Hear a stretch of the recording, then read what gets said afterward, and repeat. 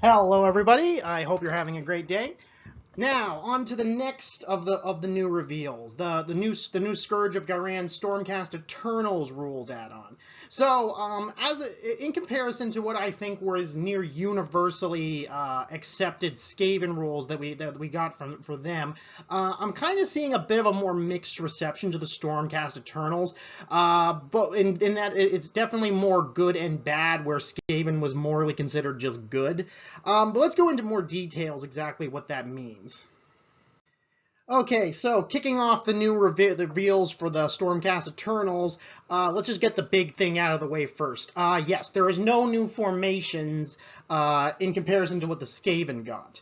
Now, this has been a bit of a sore spot for many because, well, not so much for me, per se, because I actually kind of like the current formations that Stormcast Eternals got, but still, I do get where the sentiment is coming from. It would have kind of been nice to get some new formations for, like, the Stormcast Eternals. Personally, I think basically I think basically everything should have just gotten new formations, new heroic traits, new artifacts, and also new war scrolls. I say just add a little. If they have it, give it to them. That's my personal opinion, rather than backlogging on different ones. And by backloading, I mean is that instead of getting new formations, the Stormcast Eternals did get new artifacts. Like, for example, like the Skaven did get like new heroic traits, but they didn't get artifacts. So you could make the argument that, okay, well, they may have lost out in formations, they at least gained something in artifacts that they technically now have more of than the Skaven.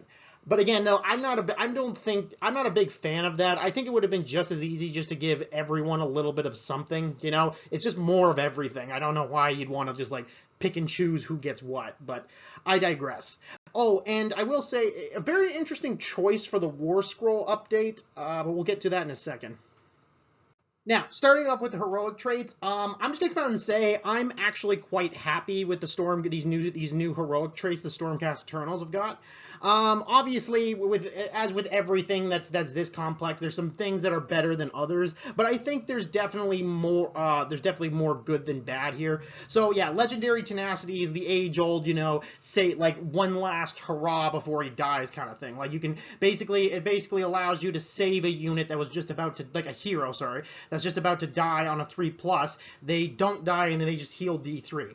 This I actually am okay with because, as people have pointed out, there's many different types of heroes in the Stormcast Eternals to pick from. So there's a lot of stuff that could definitely benefit from this. Like the big thing I've heard people say is heroes with a very high wound count, like the mounted heroes, etc. Like the Stormcast Eternals on on the Drakos, on the Star Drakes, on the Draconis, that kind of thing. And personally, I do agree with that because look, even if it's just on the 3+, even the fact that you have a chance of keeping essentially a monster on the table that should be destroyed, that is a big thing that shouldn't be discounted, I don't think.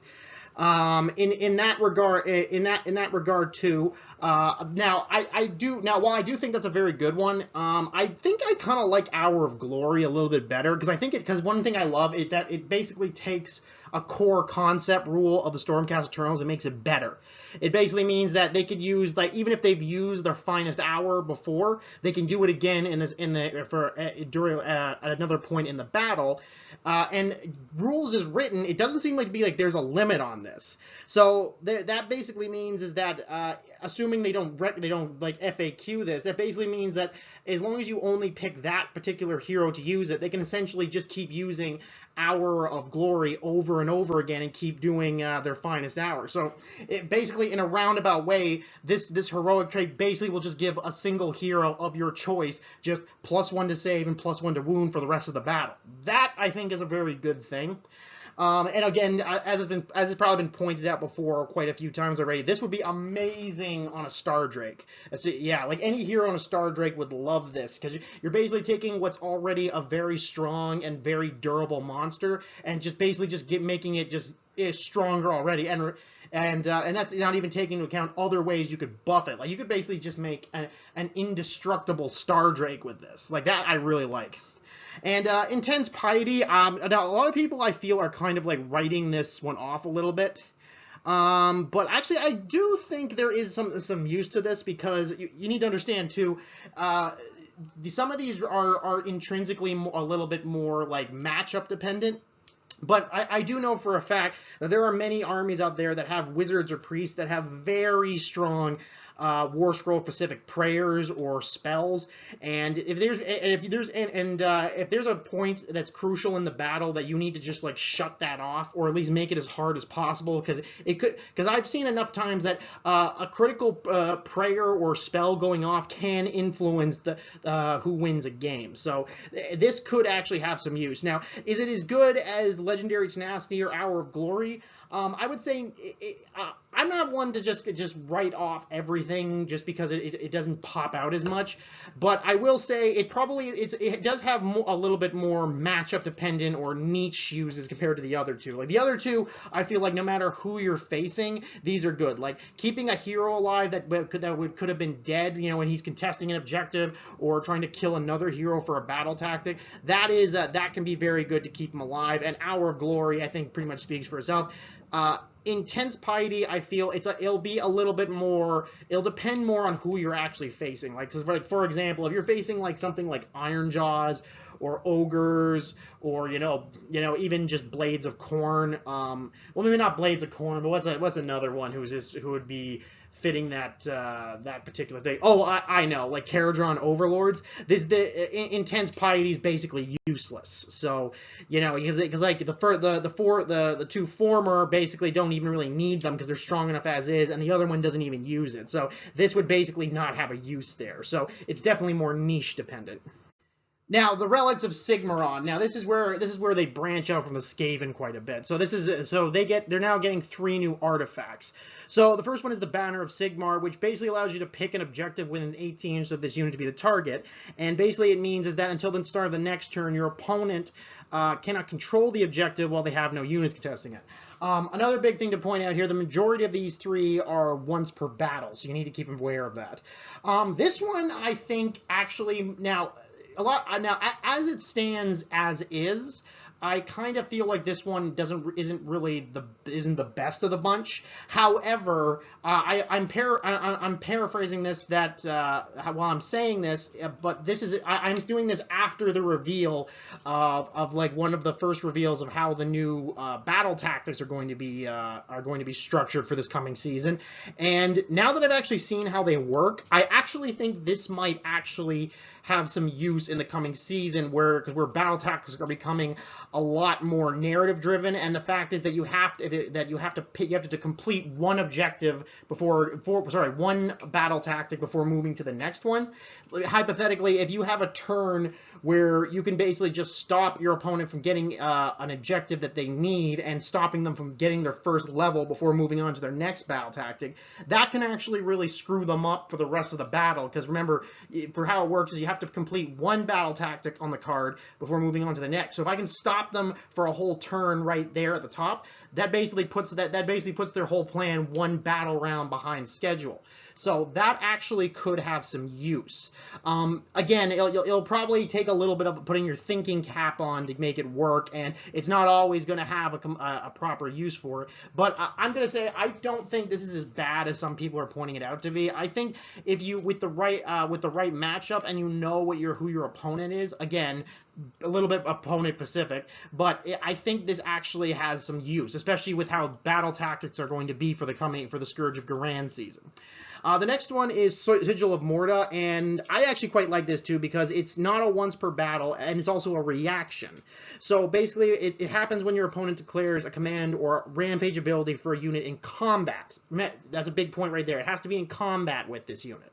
Basically, as you roll a dice and on a 3, the command or rampage ability just doesn't work, but they still count as having used you having used the ability, and command points are spent.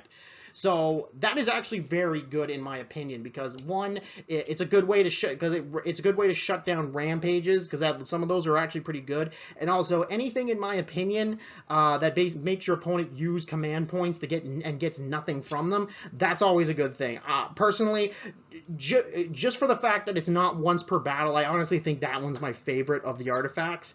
But the last one also is Beacon of Azir, and basically what it does is it allows you to like just basically once per battle just make a prayer or a spell go off on a 7 automatically. You don't need to roll. So personally, that's pretty good because it allows you to basically just get a spell or prayer off automatically. That, in my opinion, even if it's just once per battle, that's always got some use. So honestly, I can see use for all these artifacts.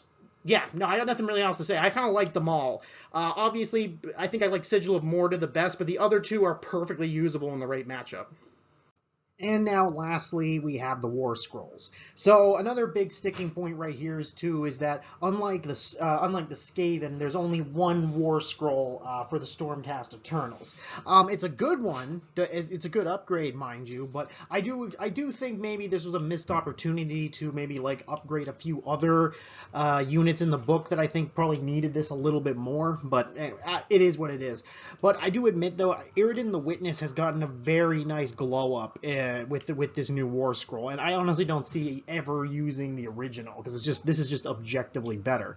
So they've upgraded his attack output, which is very good. But I do think where he's really going to shine now going forward is as a buff piece in a ruination chamber army. Like he allows them to like re-roll their resistance rolls. That's amazing. He's got a pretty good resistance roll himself. Also amazing. He's literally got like he's got an ability to just upgrade the rend characteristic of ruination. Amazing. And even has a pretty good rampage. Like honestly, like this is I think this is something that going forward, I think GW is finally starting to realize that yes, sometimes they just make a mistake when it comes to the War Scrolls, and some units are just too bad too long. So I think maybe they're experimenting with this with the idea is, okay, maybe we can softly take some of the feedback we're seeing from the tabletop, from the player base, and maybe give like essentially this redo of some of the War Scrolls. Now, I actually really like this. My biggest complaint is, why can't they do it to more units? Like, again, these are ultimately optional, so why can't, instead of just doing 1 or 2 units like we saw with the Stormcast and the Skaven, why not 5? Why not 6? You know, like, I think like you can balance them with the old ones by making their points higher. Like, I just feel like it's what I like this so much is that I just feel that why can't you just put more in, you know? That's all I'm gonna say. And I've seen enough of them come out now that I feel, yeah, in terms of War Scrolls, we're probably not gonna see more than 1 or 2 at a time. But I really feel like some armies, like especially things like the Cruel Boys, the Iron Jaws, there's a lot of units I feel could use a bit of an update, and those armies, I really hope when we do get to them, they at least do what they did with Skaven and Stormcast in terms of giving really good heroic, really good artifacts. And even if they do only upgrade 1 or 2 War Scrolls, I hope they pick the right ones. Like we'll get to those when we get to those. But overall, I would say I'd rate the Stormcast upgrade real good. So hope you enjoy it. So thanks for sticking around to the end of the video, and I'll see you in the next one.